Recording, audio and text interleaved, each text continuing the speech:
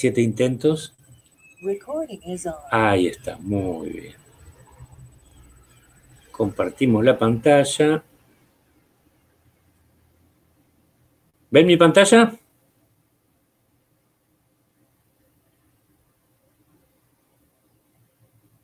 Sí, sí. Sí, sí. Perfecto. Bueno, recuerden que yo no los puedo ver en el chat, así que en los espacios que haremos a tal fin podrán preguntar. Pero si escriben algo, a menos que otro compañero lo lea, después yo no podré verlo. Bueno, entonces, como dijimos, el tema de hoy será elasticidad, precio de la demanda y de la oferta. Normalmente en un curso normal uno da demanda y después da elasticidad de la demanda y da oferta y después da elasticidad de la oferta. Pero como no es un tema central para nosotros, podemos presentarlo de esta manera. Aparte de presentarlo de esta manera, aprovechamos, digamos, hacemos, como se dice, sinergia, porque hay cuestiones comunes para el análisis de una y otra, aunque hay algunas que lo separan, como ya veremos. Bueno, vamos entonces a ver objetivos generales y específicos, planteo de la clase teórica, desarrollo de la clase teórica y, como de costumbre, habrá preguntas de control, ¿sí?, que estarán al final de la presentación. Que si ustedes las pueden responder una vez que preparen este tema, significa que lo han comprendido. Para los objetivos generales de la unidad 1 ya han sido expuestos. Lo único que hacemos en este caso es resaltar el objetivo que tiene que ver con el tema objeto de esta presentación. Medir la sensibilidad o grado de respuesta de las curvas de demanda y oferta ante variaciones en sus determinantes. En realidad lo que estamos midiendo es el grado de respuesta de los agentes económicos que esas curvas representan, ¿no? Porque las curvas no reaccionan como las personas, digamos. Las que reaccionan siempre son las personas. Y en todo caso, la curva de demanda representa esa reacción.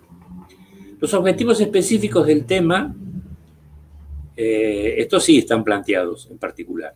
Analizar y comprender el concepto. Fíjense ustedes, los vamos aproximando, como se dice, por aproximaciones sucesivas. Primero, analizar y comprender el concepto de elasticidad. Después el de elasticidad-precio y después el de elasticidad-precio a la demanda. Vamos de lo general a lo particular. Comprender el concepto y comprender su importancia. Después vemos la interpretación gráfica de la elasticidad, precio de la demanda y de la oferta.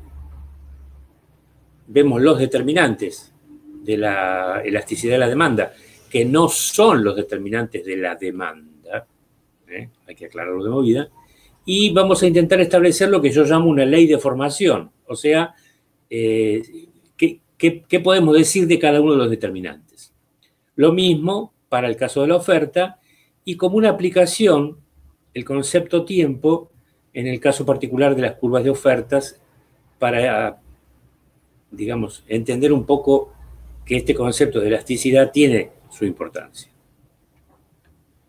A tal fin, la estructura de la clase será la siguiente: una breve introducción, una breve mención de los temas que ya hemos visto y que son necesarios para comprender este tema, concepto de elasticidad-precio, de elasticidad-precio de la demanda, como dijimos, aproximaciones sucesivas, la interpretación gráfica y los determinantes de la elasticidad-precio de la demanda. Y después lo mismo para la elasticidad-precio de la oferta. Y una síntesis y conclusiones. Entonces, en primer lugar, el concepto de elasticidad a secas lo introduce Alfred Marshall, ¿sí?, el famoso economista británico, que es de alguna manera el padre fundador de la microeconomía contemporánea, ¿no?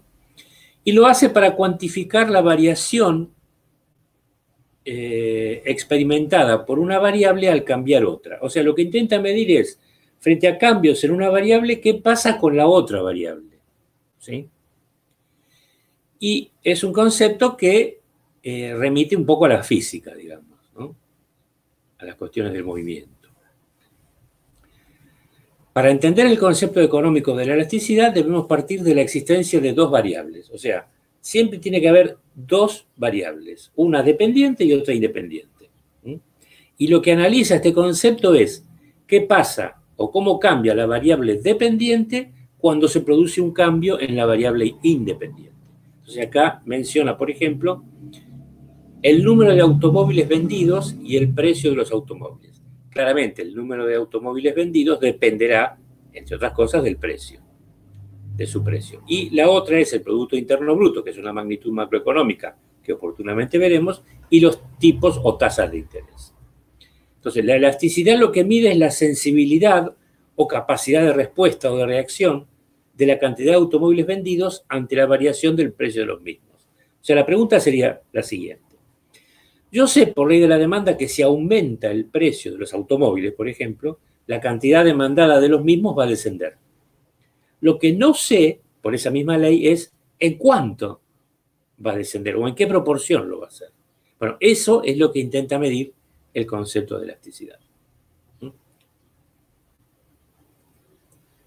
Fíjense, una forma de entenderla, como nosotros lo vamos a hacer en esta presentación, es así. Podemos entender a la elasticidad como la variación porcentual o relativa, ya aclararemos matemáticamente qué es esto, de una variable y cualesquiera en relación con una variable x cualesquiera, donde y es la variable dependiente y x es la variable independiente. Si la variación porcentual de la variable dependiente y es mayor que la de la variable x, se dice que la relación es elástica o muy elástica, ya que la variable dependiente varía en mayor proporción que la variable independiente. Si pasa lo contrario, si cambia poco la variable dependiente frente al cambio en la variable independiente, entonces la relación carece de esa sensibilidad o capacidad de reacción y por lo tanto va a ser inelástica. O sea, tendrá una menor capacidad de reacción o directamente no tendrá. Es uno de los conceptos más importantes utilizados en la teoría económica y se emplea en numerosos tipos de estudios como los que están mencionados acá. Después, en todo caso, pausando este video, ustedes pueden leerlos y ampliarlos en el material que ustedes tienen o en Internet. A esta altura se supone que ya conocemos estos conceptos. La racionalidad económica neoclásica, objetivos maximizadores de consumidores y productores, que sería la traducción del primero de los conceptos mencionados, los supuestos sobre la conducta y las restricciones de los agentes económicos individuales, los determinantes de la demanda y de la oferta, que son diferentes, la determinación de curvas de demanda y oferta individuales, para lo cual es necesario comprender la condición ceteris paribus, la determinación de las curvas de demanda y oferta estables del mercado, el concepto de mercado, el equilibrio del mercado al que hacía referencia su compañero hace un rato en su pregunta, y el análisis de la estabilidad del equilibrio. Todo esto es lo que ya vimos de la parte microeconómica, que se supone que deberían conocer. Entonces vamos por aproximaciones sucesivas, ahora sí, al concepto de elasticidad. La elasticidad lo que hace es medir la capacidad de respuesta de los agentes económicos frente al cambio en alguna variable relevante. Por ejemplo, frente al cambio en el precio del bien, frente al cambio en el precio de los bienes relacionados. Eso se llama elasticidad cruzada. ¿Sí? Por ejemplo, para el caso de los bienes sustitutos y complementarios, en cuánto varía la cantidad demandada de un bien cualesquiera cuando cambia el precio de un bien sustituto o complementario del mismo. Y también la elasticidad renta o ingreso del consumidor, en cuánto cambia la cantidad demandada de un bien cuando cambia el ingreso o renta del consumidor. Estos son extensiones del concepto de elasticidad. O sea, siempre que la respuesta que nosotros queremos analizar sea en una variable que dependa de otra variable. Ahora vamos a ver el concepto de elasticidad precio. La elasticidad precio de la demanda o de la oferta, lo que mide es la sensibilidad o capacidad de respuesta o de reacción de los agentes económicos, según el caso consumidores o productores, frente al cambio en el precio del bien considerado, ceteris paribus. A ver, acá ya introducimos una novedad. Bajo la hipótesis ceteris paribus o ceteris paribus, nosotros lo que analizamos es ver cómo es la conducta de los agentes económicos cuando cambia el precio del bien en el mercado. Recuérdense que estamos analizando, hay una circularidad en el razonamiento microeconómico, que estamos analizando agentes económicos representativos que no tienen poder de mercado, es decir, que no pueden fijar precios. Son precios aceptantes, tanto el consumidor como el productor. Por eso es que se analiza su capacidad de respuesta frente a cambios en los precios. Y uno a priori podría decir, bueno, no será lo mismo frente a un bien que frente a otro. Y no, claro que no. Ya lo veremos, tanto en la demanda como en la oferta. Ahora sí, el concepto de elasticidad-precio de la demanda. La elasticidad-precio de la demanda siempre se suele poner así para aclarar que lo que mide este concepto es en relación a los cambios en el precio, ¿no? Es un coeficiente numérico, esto es un número. Estamos fritos, hay que calcularlo, sí, me temo, se puede calcular. Es un número que representa algo. O mide, en realidad, la sensibilidad o capacidad de respuesta o de reacción de los consumidores frente al cambio en el precio del bien, ceteris paribus. Y digo de los consumidores porque normalmente los estudios de elasticidad no se hacen con el consumidor individual. No tiene importancia cómo reacciona un consumidor individual. La importancia está en cómo reacciona el conjunto de los consumidores. Por eso siempre se trabaja en estos casos con demandas u ofertas del mercado. Como dije antes, se puede calcular matemáticamente, obteniéndose un coeficiente que representa esa elasticidad, ¿sí? Mediante el uso de esta fórmula.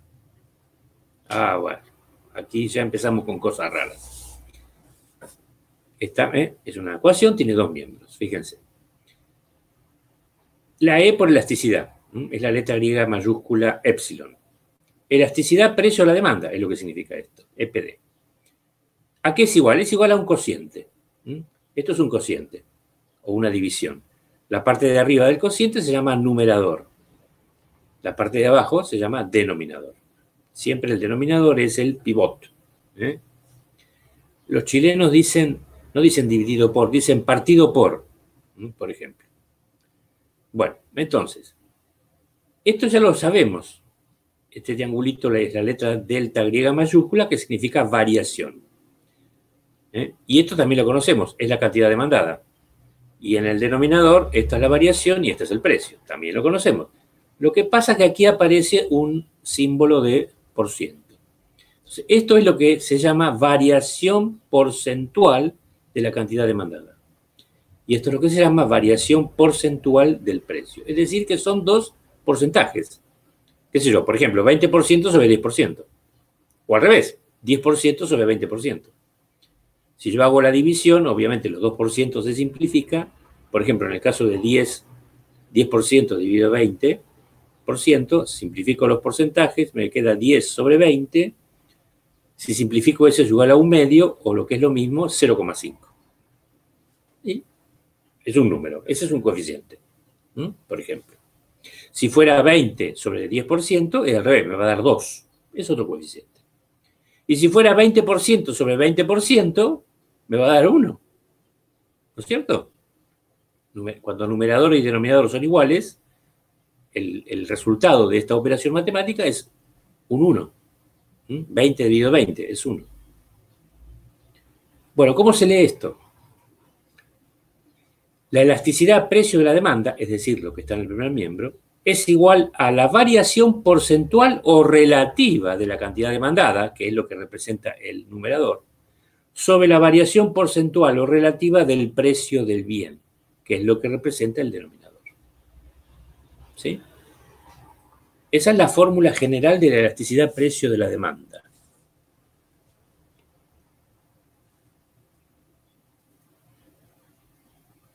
Esta sería la definición conceptual del concepto, la definición del concepto de elasticidad de la demanda.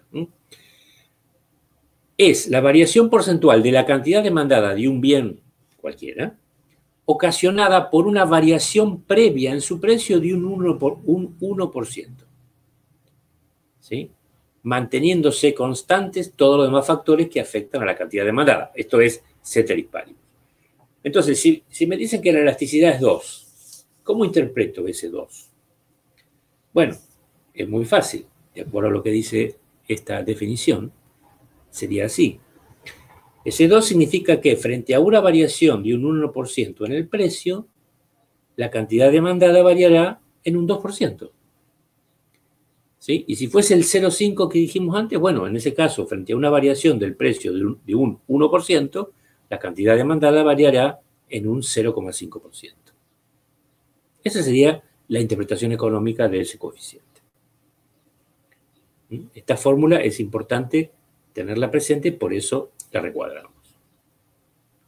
Ahora bien, esta es la fórmula que hemos presentado. Vamos a operar un poquitito ambos términos. ¿A qué será igual la variación porcentual de la cantidad demandada? Bueno, será igual a la variación absoluta de la cantidad demandada sobre la cantidad.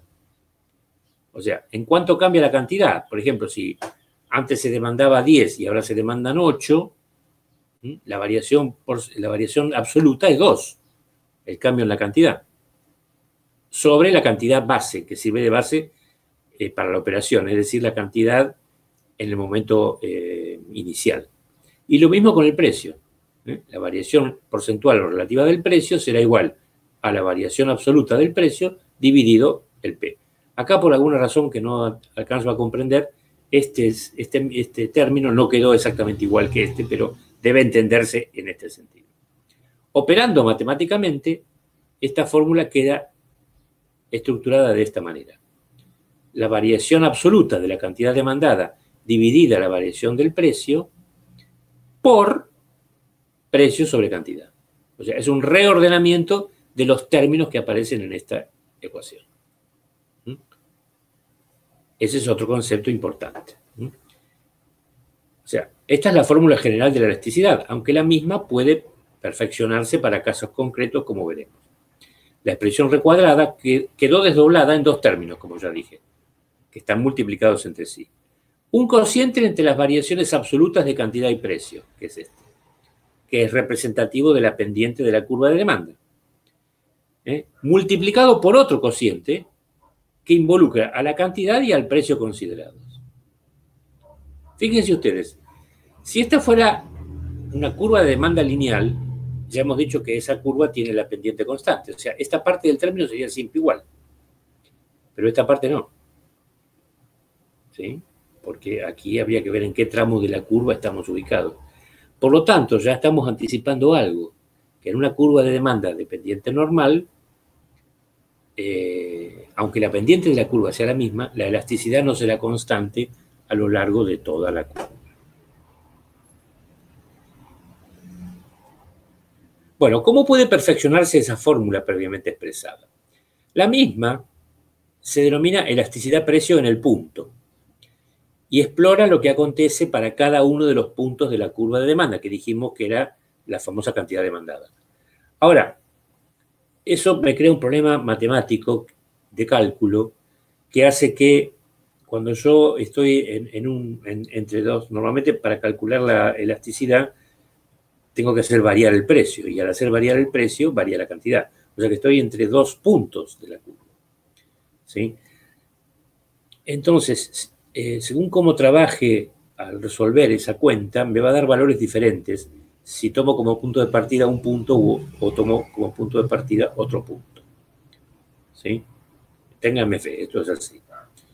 Entonces, los economistas inventaron un perfeccionamiento del concepto de la elasticidad en el punto, que se llama elasticidad precio en el arco, que parece que da un número un poquitito más preciso, que es así.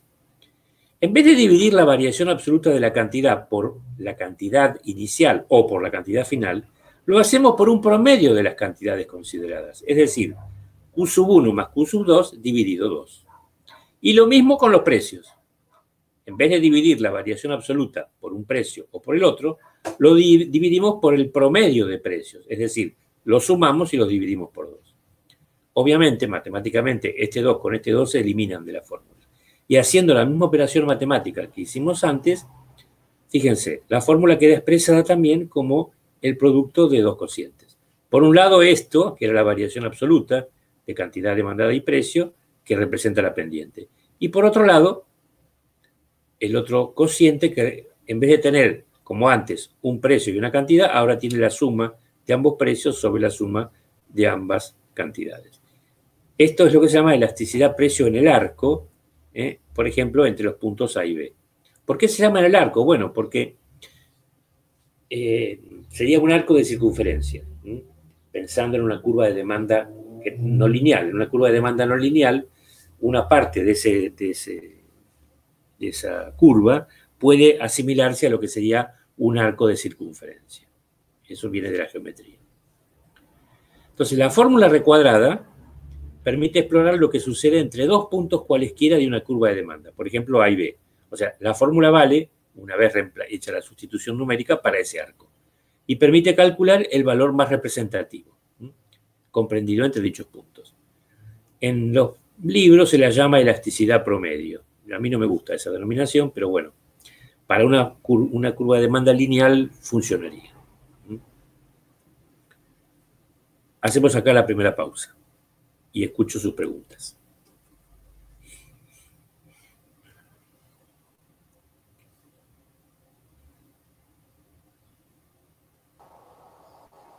Marcelo, cuando ahí tenemos la fórmula recuadrada, aparece, y anteriormente también, el precio sub 1 más precio sub 2 sobre la cantidad sub 1 más la cantidad sub 2.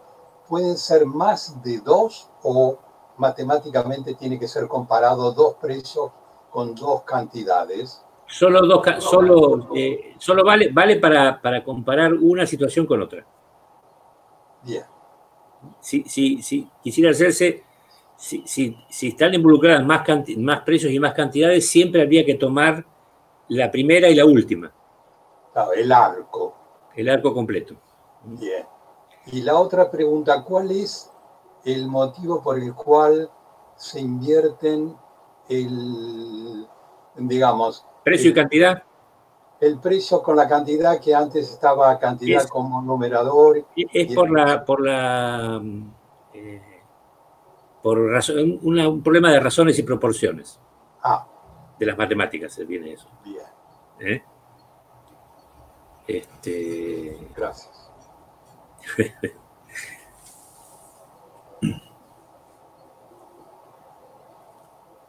¿Qué más?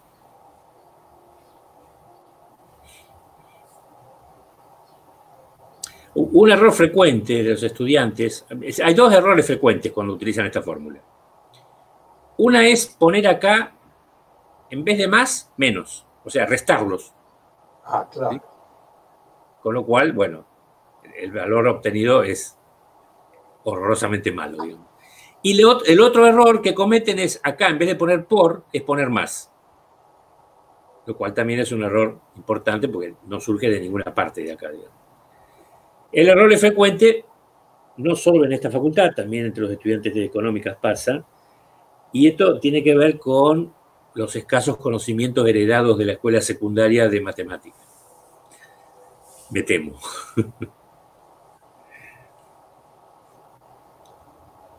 Pero bueno, están advertidos y queda grabado esto. ¿Algo más? ¿O podemos seguir? Sí, gracias.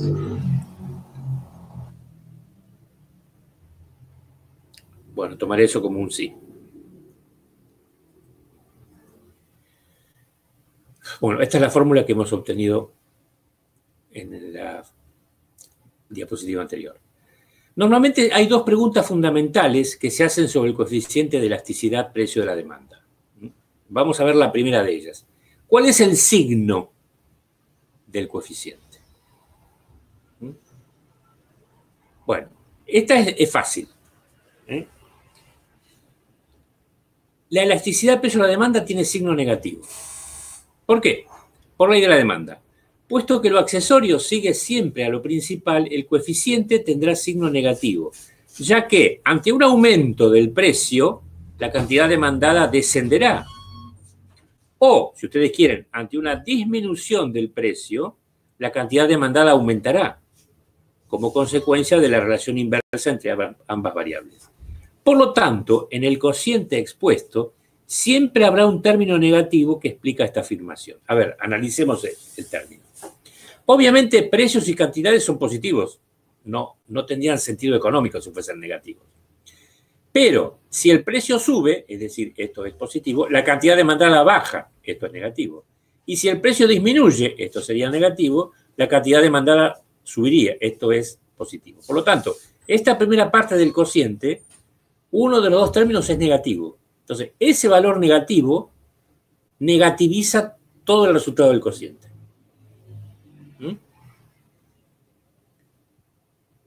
Ahora bien, a los fines de la interpretación del valor del coeficiente, no nos interesa el signo.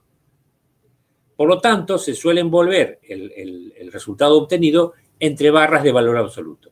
Exactamente igual que lo que hacíamos con el costo de oportunidad. Esto es importante tenerlo presente. La segunda pregunta que se hace es, ¿qué valores puede alcanzar el coeficiente? ¿O qué rango numérico puede tener?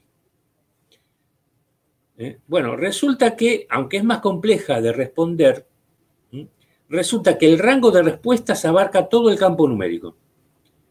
O sea que el valor del coeficiente puede estar comprendido entre 0 e infinito. Este símbolo significa menor que, o sea, se lee así, 0 es menor o igual que. 0 es menor o igual que el coeficiente de elasticidad precio a la demanda y a su vez este coeficiente es menor o igual que infinito. O sea que el valor está comprendido entre 0 e infinito. Todo el campo numérico. En valor absoluto, por supuesto. Ahora bien, de todos esos valores, hay 5 casos que nos interesan. Si no, esto sería inalcanzable. Para explicarlos, vuelvo a la fórmula originaria, donde la elasticidad precio a la demanda es igual a la variación porcentual de la cantidad demandada sobre la variación porcentual del precio. Hay 5 valores entonces que nos interesan. El primer valor es cuando sea igual a 0 el coeficiente de elasticidad precio a la demanda. ¿Sí? En este caso estamos en presencia, digamos, habíamos dicho que cuando la variación era muy pequeña de la cantidad, lo llamamos inelástico. Bueno, este es un caso extremo de inelasticidad. Es una demanda totalmente o perfectamente inelástica. Para que esto suceda, la única forma de que esto dé 0 es que el numerador de la fórmula deba ser igual a 0. Porque si esto es 0, 0 dividido cualquier variación me va a dar 0. Siempre. Lo cual implica que un cambio en los precios no generará variación alguna en la cantidad demandada. A ver, por más que aumente el precio del bien, la cantidad demandada será la misma. ¿Se les ocurre algún tipo de bien que pudiera tener estas características tan extrañas? Es una pregunta.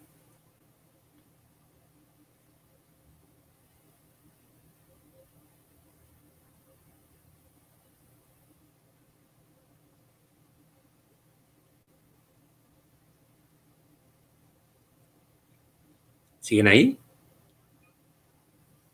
Sí, estamos. No sé, pienso capaz algún alimento básico puede llegar a ser. Por ejemplo. No sé, algo perfecto. No sé, el pan se me ocurre, pero no sé si hoy ya el pan es. No. Será muy pequeña, pero normalmente no será en este caso. ¿Qué otro alimento más básico que ese? A ver, las madres.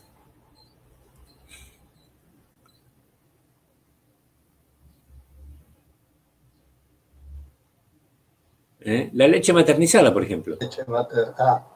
No la materna, sino la maternizada. No, la leche maternizada, que obviamente para las madres que han perdido la leche o que tienen poca leche, entonces es insuficiente para la criatura. O en cierta etapa del desarrollo, cuando ya no alcanza con la leche materna, es necesario ese suplemento, digamos. O cierto tipo de remedios. Por ejemplo, la insulina para los diabéticos que son insulinodependientes. En su momento el AZT para los enfermos de SIDA. Ese tipo de cosas absolutamente imprescindibles. No solo necesarios, imprescindibles. ¿Sí? Ahí ya tenemos ya sabemos algo, ya aprendimos algo nuevo. Cuanto más necesario sea un bien, más inelástica será su demanda. Fíjense, ya hemos aprendido algo importante. Intuitivamente la compañera pensó, por ejemplo, en el pan. ¿Sí?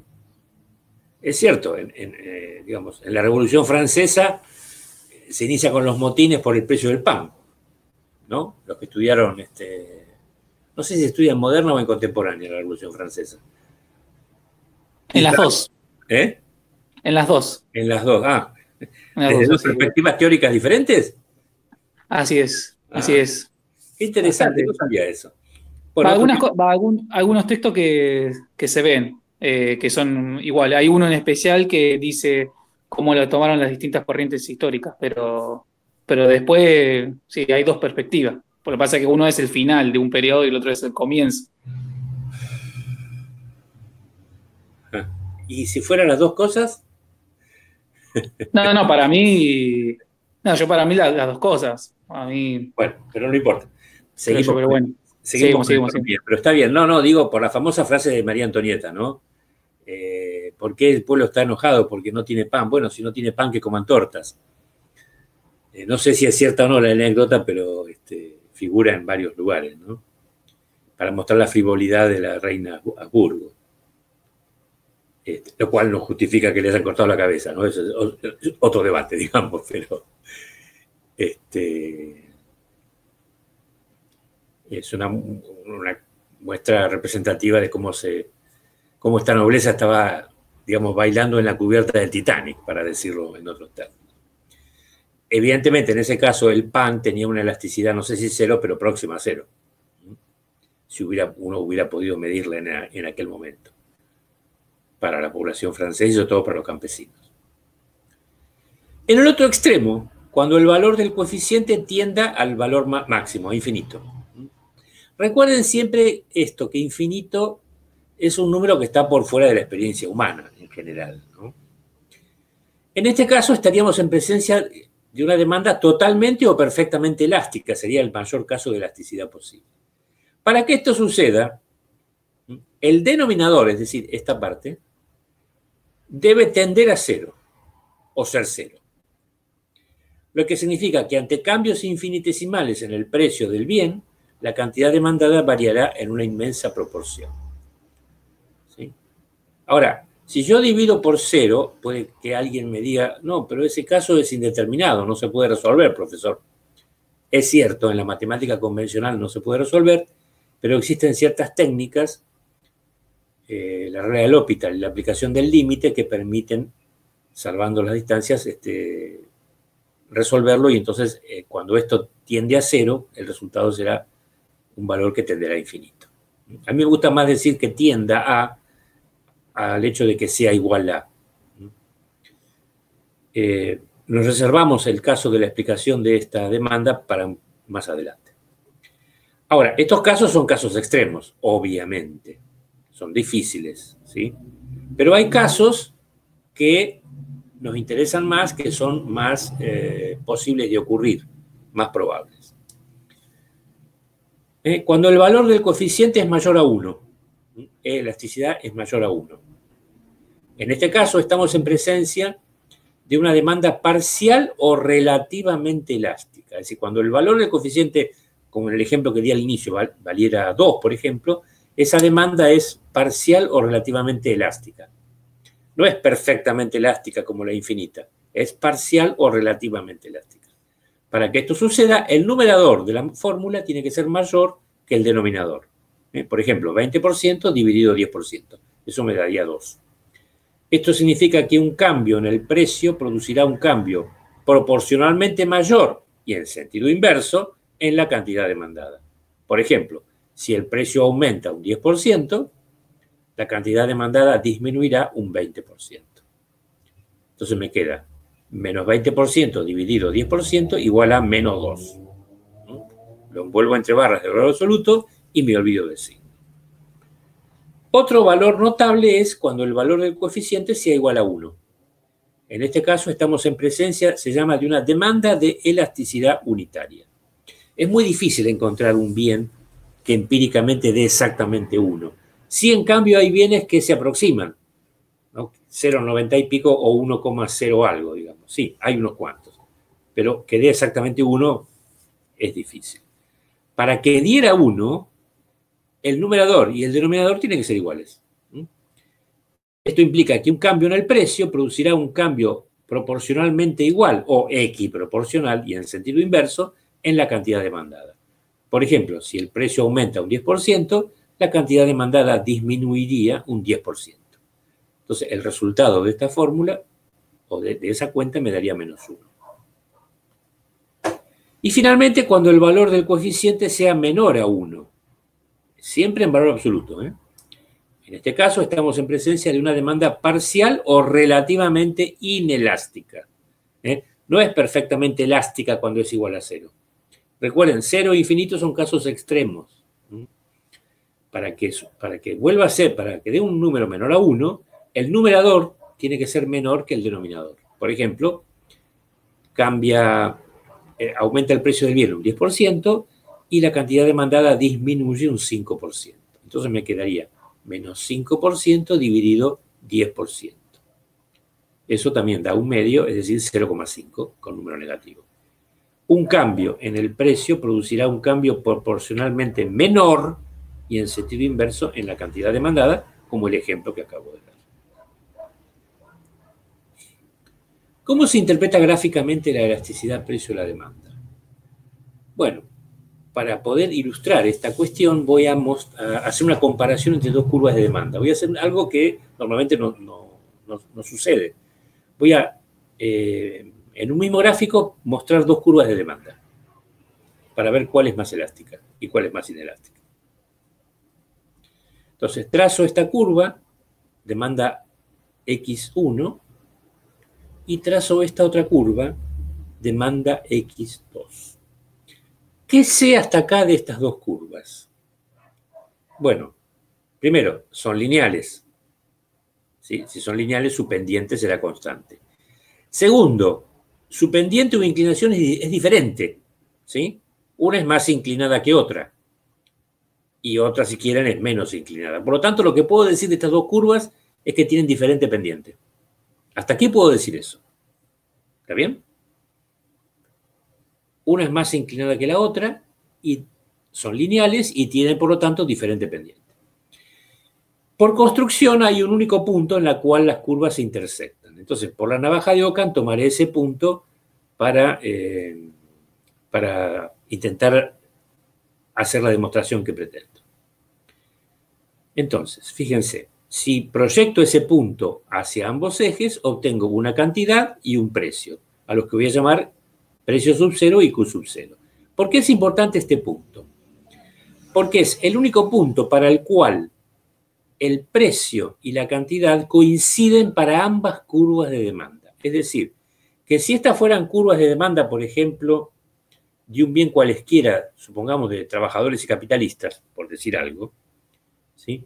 Solamente para este precio, ambos estarían dispuestos a comprar la misma cantidad del bien X, fuese el bien lo que a ustedes se les ocurra. La elasticidad lo que mide son cómo reacciona la cantidad demandada frente a cambios en los precios. Por lo tanto, vamos a suponer, por ejemplo, una baja de precios. Si baja el precio, por ley de la demanda, ya sé que la cantidad demandada va a subir. La pregunta es ¿cuánto? ¿Sí? Bueno, voy a considerar en primer lugar la curva de X1, es decir, la curva de color azul. En ese caso, la cantidad, proyectando el segmento desde la línea de precios hasta su intersección con la curva azul, obtengo esta cantidad demandada. Es decir, que frente a esta disminución en el precio, la cantidad demandada aumentó de Q sub 0 a Q sub 2. Y nos movimos desde el punto A hasta el punto C. Ha habido una variación en la cantidad demandada. ¿Sí? Ahora, si me olvido de esa curva y me concentro en la otra curva de color rojo, resulta que el segmento de precios intersectará a la curva de color rojo en el punto B. Y por lo tanto, la cantidad demandada para ese punto será una cantidad Q1. Hubo también en este caso una variación en la cantidad demandada, nos movimos del punto A al punto B, pero la variación en la cantidad demandada no fue la misma que en el otro caso. En el primer caso, la cantidad demandada se movió desde Q sub 0 hasta Q sub 2. Mientras que en el segundo caso, la cantidad demandada se movió desde Q sub 0 hasta Q sub 1. Ahora, fíjense ustedes, la variación en las cantidades demandadas no es la misma, pero la variación en el precio sí es la misma. Por eso la importancia de este gráfico y de poder hacer la comparación entre dos curvas que compartan el mismo gráfico. Entonces ahora les hago una pregunta. Supongamos que esto fuese posible de ser representado y que frente a la variación en el precio, frente a la disminución en el precio de P sub 0 a P sub 1, ambos segmentos de demanda así representados reaccionan de forma diferente. ¿Cuál de las dos curvas muestra tener mayor sensibilidad o capacidad de respuesta o reacción frente al mismo cambio en el precio? ¿DX1 o DX2? Y es una pregunta. DX1. ¿Por qué? Porque varía más. ¿Qué cosa varía más? La cantidad del precio, no sé si media perdida. No, el precio varía lo mismo, la cantidad. Eso, muy bien. Se corrigió sobre la marca. Sí. Muy bien. Frente a la misma variación del precio, porque el segmento de variación de precio es el mismo para ambas curvas. En el caso de la curva de X1, la variación en la cantidad es mayor. Por lo tanto, claramente esta curva de demanda muestra un mayor grado de reacción frente a esta. Por lo tanto, esta curva es más elástica que esta curva. Al menos en este tramo. ¿Sí? Entonces, una vez efectuado el análisis gráfico, podemos concluir entonces que si dos curvas de demanda pasan por el mismo punto, es decir, por un punto como A, será más elástica la curva más aplanada, que es esta. ¿Por qué es más aplanada esta curva? Porque se acerca más a la superficie del plano, a la superficie horizontal. Pero también puedo decir que si dos curvas pasan por el mismo punto A, será más inelástica la curva más inclinada. ¿Cuál es la curva más inclinada? La que se aproxima al plano horizontal, DX2. Ahora, para poder hacer esta comparación, o ambas curvas están en el mismo gráfico, como en este caso, o si están en gráficos separados, esos dos gráficos deben tener las mismas escalas, tanto en los ejes de precios como en los ejes de cantidades. Esta comparación no me sirve para curvas de demanda trazadas en diferentes gráficos con diferentes escalas. No puedo hacerla. Y hay algunos manuales donde aparece eso, mostrando que en ese caso curvas que aparentemente una sería más elástica que la otra no lo son porque las escalas de los gráficos son bastante diferentes, digamos. O sea, la comparación vale solo si están en un mismo gráfico o si los gráficos, aunque sean diferentes, tienen las mismas escalas, o sea, la misma escala de precios y la misma escala de cantidades. Ahora bien, en el caso de que la función de demanda sea una línea recta, como las que hemos dibujado recién, obviamente ya sabemos que la pendiente de la curva es la misma, es constante a lo largo de toda la función. ¿Sí? La pendiente absoluta es la misma, como en esta curva, por ejemplo. Sin embargo, la elasticidad no. Fíjense, la elasticidad de una curva de demanda lineal, dice acá, es infinita en el eje de las ordenadas, o sea, aquí, en este punto. Y tiene elasticidad unitaria en el punto medio de la curva y tiene elasticidad cero en la abscisa, aquí.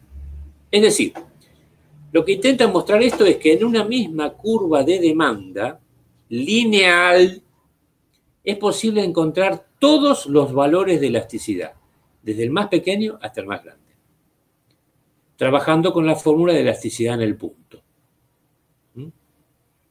Obviamente aquí, ¿qué pasa? En este caso, el precio es cero. ¿Sí? Entonces, como el precio está en el numerador, hoy me preguntaba mi tocayo, ¿sí? El numerador es 0. 0 dividido cualquier cosa me da 0. En este caso es la cantidad la que da 0. ¿El de qué cantidad es? Aquí estamos en 0. Por lo tanto, está en el denominador la cantidad. ¿Sí? Entonces, el resultado es un número que tiende a infinito. Por construcción geométrica, digamos, y esto con independencia de las escalas que tengan precio y cantidad, a la mitad, digamos, este valor divide en dos segmentos iguales a la curva. Esto puede demostrarse con teoremas geométricos que a nosotros no nos interesan. Puede demostrarse que aquí, para lo que estos llaman el precio medio, P asterisco, el valor de elasticidad es 1. Entonces, si acá es infinito, acá es 1 y acá es 0, es obvio que en este tramo los valores de elasticidad serán mayores a 1 y en este tramo los valores de elasticidad serán menores a 1. Y esto agrega otra complicación adicional al tema. Presten atención. Significa que a precios muy bajos se corresponden valores bajos de elasticidad. Efectivamente, para este rango de precios bajos, los valores de elasticidad son pequeños. Pero a altos precios corresponden a altos valores de elasticidad. Y en los puntos que cortan los ejes de abscisas y ordenadas, obviamente la elasticidad serán los casos extremos. Nula e infinita respectivamente. Sin embargo, hay excepciones. Una es cuando la demanda es de inelasticidad perfecta, lo cual significa que todos los puntos de la misma no solo tienen la misma pendiente, sino que el coeficiente de elasticidad también resulta ser 0 para todas ellas. Esa curva tiene una forma particular. Es una línea vertical. Obviamente, ante cualquier cambio en el precio, ya sea una suba o una baja, la cantidad demandada no cambia. Es una cosa rara. Por eso dijimos que es un caso extremo. Y el otro caso es la curva perfectamente horizontal, donde todos los puntos carecen de pendiente y el valor de elasticidad tiende al valor infinito.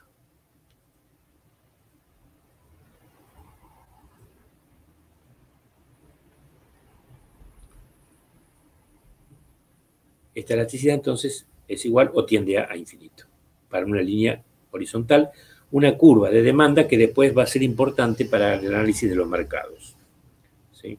Por eso es importante presentarla acá. Es un poco difícil de explicar, pero la interpretación sería que ante variaciones infinitesimales en los precios que este eje no puede capturar, las variaciones de la cantidad son muy grandes.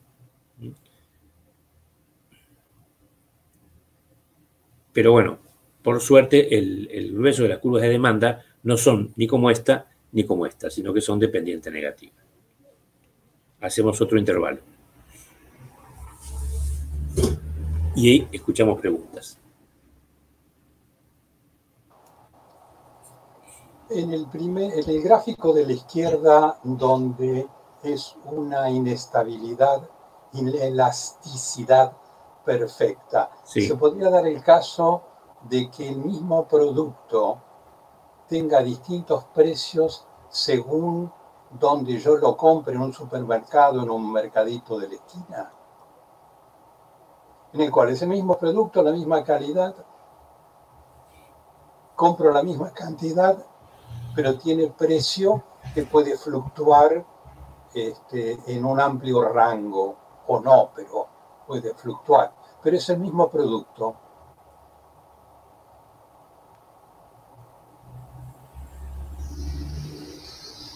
La leche, por ejemplo, el dulce de leche, cualquier producto que tenga marca, que yo lo voy a comprar en un lugar y cambia el precio dependiendo del lugar. Siga con el razonamiento. ¿Y entonces usted qué hace? ¿Lo compra ahí o se muda a otro lugar?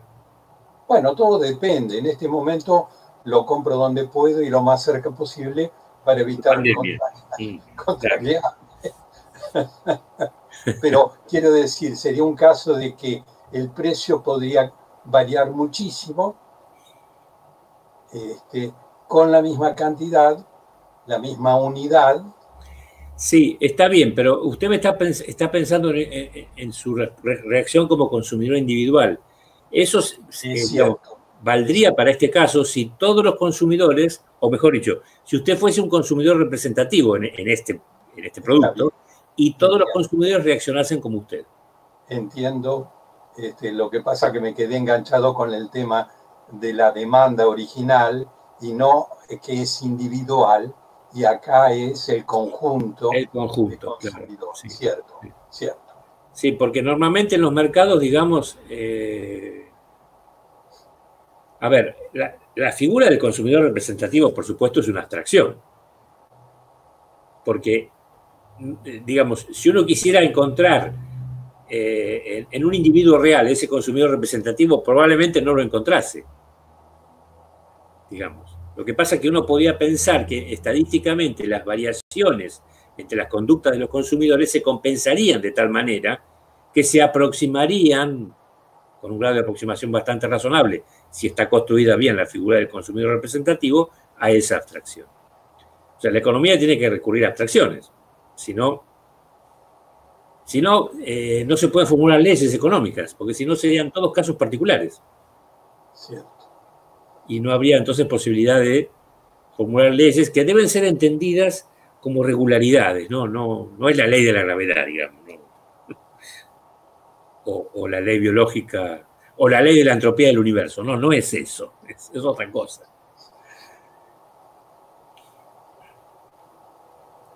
Digamos, en los textos, cuando uno presenta esta curva, el ejemplo de insulina es típico, ¿sí?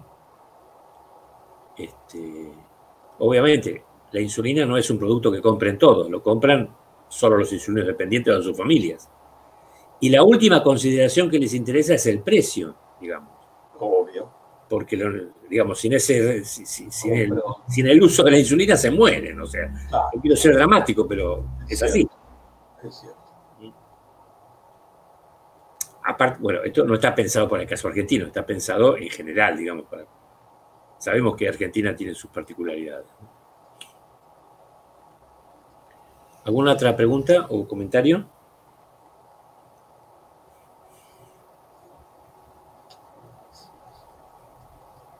Bueno, a ver si podemos terminar la parte de demanda antes de que nos corte la grabación.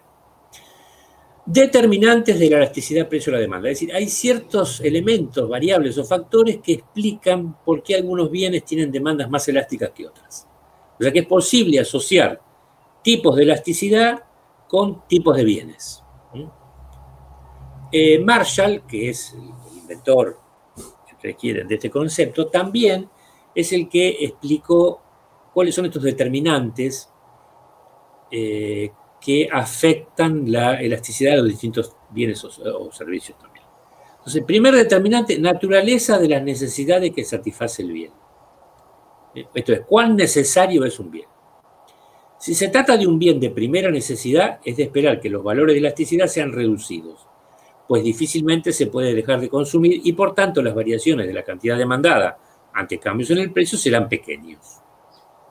Por ejemplo, bueno, la leche, el pan, ciertos cortes de carne, etc. Por el contrario, los bienes de lujo suelen presentar una demanda bastante elástica, pues los compradores pueden abstenerse de comprarlo cuando sus precios suben. No sé, las orquídeas, los viajes a Cancún, los automóviles 0 kilómetro, ¿sí? Si suben mucho, bueno, se cae la demanda casi absolutamente, digamos. Y en el medio habrá bienes que no son de lujo y no son tan necesarios, que la elasticidad estará en torno a 1, digamos, 1 y monedas. El alcohol, por ejemplo. Una vez tuve una discusión homérica con mis estudiantes en instrucción en economía de económicas por un parcial, por una pregunta. En el 90% pusieron que la demanda de, no me acuerdo qué bebida alcohólica era inelástica. Y yo digo, esto es un disparate, digo. Y entonces empecé a buscar estudios empíricos y en todos los casos la demanda en Europa, en América, etcétera, era elástica. Y yo corregí con ese criterio. Bueno, me quisieron matar. Se ve que eran consumidores de coca y Fernet que no podían vivir sin él, digamos. Lo que pasa es que la pregunta está orientada hacia el mercado, no hacia un segmento particular del mercado. Porque ahí está la cuestión, cuando se segmenta el mercado, obviamente esto empieza a ser más relativo. Segundo determinante, disponibilidad de bienes que pueden sustituir el bien en cuestión. O sea, ¿hay sustitutos cercanos o no del bien? Entonces, los bienes que tienen fácil sustitución tienden a tener una demanda más elástica que los que no la tienen. Pues, ante una subida del precio, los demandantes pueden sustituir la demanda del bien en cuestión por la de alguno de sus sustitutos. ¿Sí? ¿Qué sé yo? El repollo rojo del repollo blanco, puede ser sustitutos muy cercanos. O el tomate cherry del tomate perita o del tomate redondo, por ejemplo. La ley general sería que cuanto más sustitutos cercanos tiene un bien, más elástica será su demanda. Y cuanto menos sustitutos tenga, más inelástica la será. Por ejemplo, si yo considero al tomate en general, agrupando a todos, es un bien de difícil sustitución. Entonces, la elasticidad del tomate cherry será mayor que la de los tomates en general, por ejemplo. Proporción de la renta gastada en el bien. O sea, ¿qué incidencia tiene el consumo de ese bien en el presupuesto familiar? Los bienes que tienen una importancia considerable en el presupuesto de gastos tienden a tener una demanda más elástica que los bienes que cuentan con una participación reducida. Para estos últimos bienes, los consumidores suelen ser poco sensibles a los precios. Por ejemplo, no sé, los caramelos. Si un día los caramelos, no sé cuánto cuesta un caramelo ahora, capaz que cuestan 5 mangos, pero ¿cuánto cuesta un caramelo? Y masticable 1 peso y los otros 2 pesos, 2,50. Bueno, está bien, suponete que cuesten 2 mangos. Vas y te los encontrás a 3 pesos. O sea, aumentaron un 50%. Y vas a comprar los mismos caramelos, digamos. Ahora, si salir a comer afuera costaba, no sé, 700 pesos, ¿sí? Y de golpe un día pasa a costar 1.050 y lo vas a pensar 2 veces. Esos 1.050 inciden mucho más en el presupuesto que los, no sé, 20 o 30 pesos que podés gastar en los caramelos. Entonces, la demanda de salir a comer afuera será más elástica que la demanda de caramelos, en general, digo, para el consumidor representativo. Por último, el periodo de tiempo considerado. Recuerden ustedes que la demanda es por unidad de tiempo, ¿sí? Bueno, a ese periodo nos referimos. Cuanto mayor es el periodo de tiempo en general, más elástica será la demanda para la mayoría de los bienes. Esto se debe a que la adaptación de la conducta de los compradores a los cambios en los precios requiere tiempo antes de que se ajuste a la nueva situación.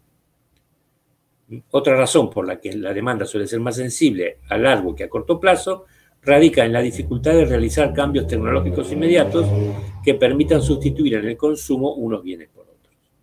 Aquí se está metiendo un poquito con las condiciones de producción y falta un punto, pero bueno. Si yo me gustan las manzanas rojas y de golpe voy a la verdulería de la esquina y encuentro que aumentaron un 50%, bueno, capaz que compro lo mismo, digamos, si considero mi demanda por semana. Pero si considero mi demanda por mes o por semestre, probablemente busque otro lugar, como dijo el compañero hace un rato, busque otro lugar donde no haya aumentado tanto. Otros autores más modernos añaden un quinto determinante a estos 4, que es la especificidad del bien. Cuanto más específico sea un bien dentro de un conjunto de bienes afines, más elevada será su elasticidad. ¿Y por qué? Bueno, porque tiene mayor y mejor disponibilidad de sustitutos. Así, la elasticidad de la lechuga, por ejemplo, será mayor que la de verduras de hoja en general.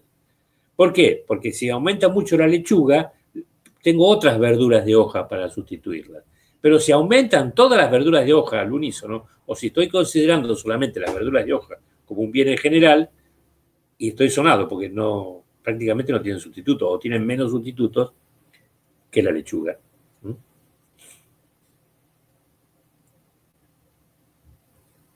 Bueno, empezaremos con oferta, a menos que haya más preguntas.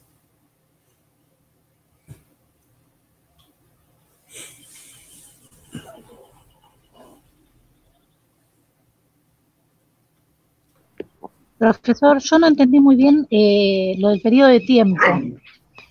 ¿Cómo sería? ¿Cuanto más tiempo pasa, más elástica es la demanda? No es cuanto más tiempo pasa, es cuanto mayor es la unidad de tiempo que usted considera en la demanda.